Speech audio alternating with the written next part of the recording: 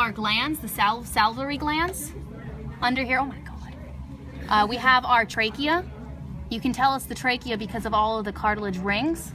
Now the cartilage rings, those are the things that help keep the trachea intact. So without it, the trachea would actually collapse. So that's why you have the cartilage rings. So when we move past, we have our heart, we have our ventricles, and we have our aortas. They're just the different colors. You got your vena cava and the aorta. The vena cava will be blue because it's along the lines of the veins. Veins are blue. The red or the pinkish color, those will be your arteries or your aorta. When you pass the heart, you got these lobes over here. These are your lungs off to the sides. And this, right down here, there's this little piece of flap of skin. It was all from here to here. That would be where your diaphragm is. Now the diaphragm, that was originally attached to the body wall because when your diaphragm expands, it needs to be attached to the body wall. Here we have our lobes, our liver lobes, 1, 2, and 3.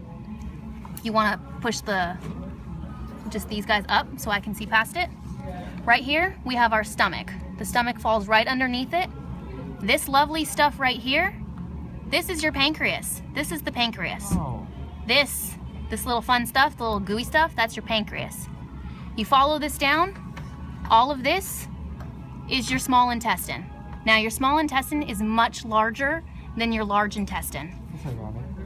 Yes, it's much longer. Your large intestine is down here, but in between, you have something called your cecum. That's this large item right here. In here, that's where you have your more microorganisms to help aid the digestion of cellulose. Because the rats, since they're herbivores, they have longer small intestines than carnivores because they have a larger diet of fibers and plants. That's much harder to break down than fat. That's also why there's no gallbladder, because they have a low fat diet. We have a high fat diet. That's why we have a gallbladder. Then you get to your cecum. After your cecum, also you have your colon. The colon, I believe, is this right here, right in between your cecum and your large intestine. Don't count me on that. Make sure you look at that one again, okay? That's something to double check, fact check me on that. So when you get past all of this, you have this right here that starts your large intestine. Your large intestine, it's a little tangled all the way down to here. This is your large intestine. Right, so it's small.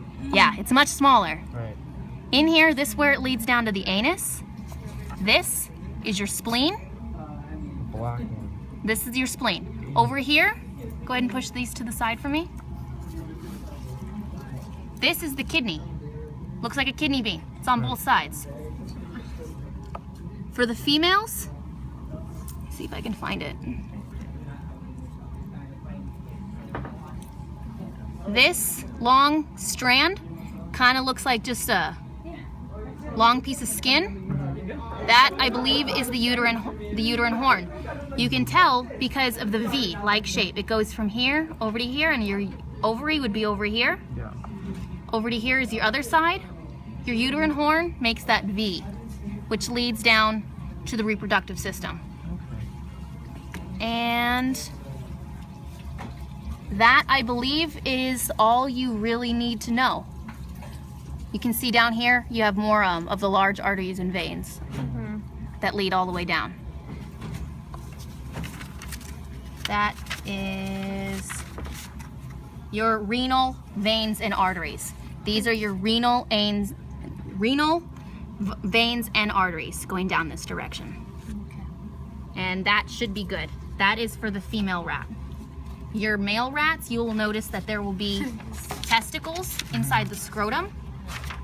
The testicles, they're very obvious to see because they look like little eggs. Yeah. And they have blue veins all over them.